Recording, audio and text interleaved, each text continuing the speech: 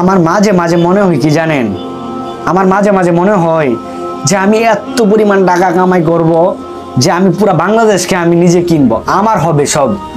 পরে আমি মনে করি যে এই কিনবো, আমি বাড়ি কিনবো, আমি অনেক বড় বড় সবার অনেক ধনী হব আমি।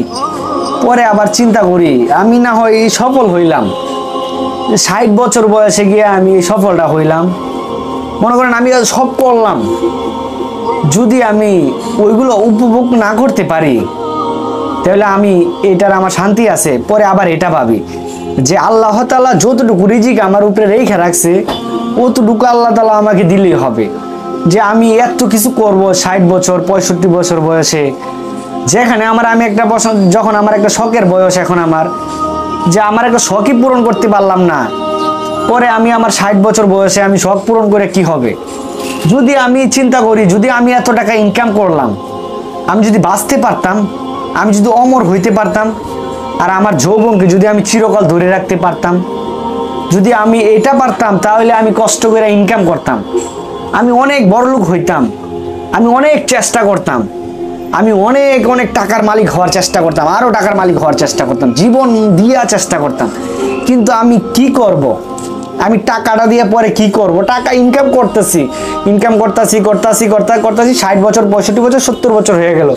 এখন আমার মৃত্যুর সময় হয়েছে, এত টাকা অট্টালিকা হয়েছে, এত সুন্দর বাড়ি হয়েছে, কিন্তু ঘুমানির মতো এত ভালো বিছানা হয়েছে না, ভালো ঘুমাইতে পারতাছি, খাবার টেবিলে ভালো ভালো খাবার রাখা না, খাইতে পারতাছি, ভালো একটা গাড়ি রাখা না, ঘুরতে যাইতে পারতাছি, আমার শখের R15 রাখা না, আমি ঘুরতে যেয়ে আমি একটা ট্যুরে যাইতে পারতাছি, বন্ধু বান্ধব নিয়ে আড্ডায় যেতে পারতাছি, তখন আমার শরীরে থাকবে অসুস্থ না, আমি এই টাকা দিয়ে ভালো চিকিৎসা করতে পারবো।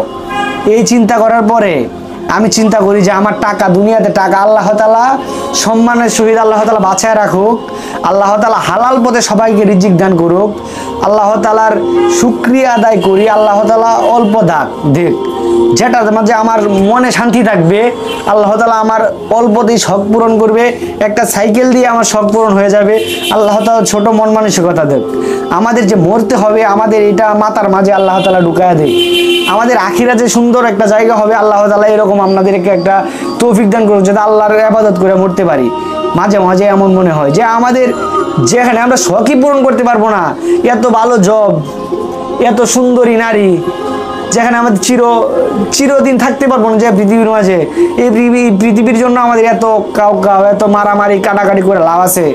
আমাদের মরতে হবে, কুল্লু নাফসিন জায়গাতুল মউত, আমাদের সকলেরই মৃত্যুর স্বাদ গ্রহণ করতে হবে যেখানে, ওইখানে আমাদের এত অট্টালিকার প্রয়োজন মনে করি না, আমাদের এত অর্থ সম্পদের প্রয়োজন মনে করি না।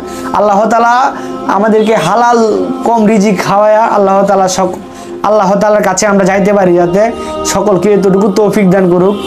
সবাই ভালো থাকবেন, আর আমার কথাগুলো কেমন লাগছে অবশ্যই কমেন্টে জানাবেন।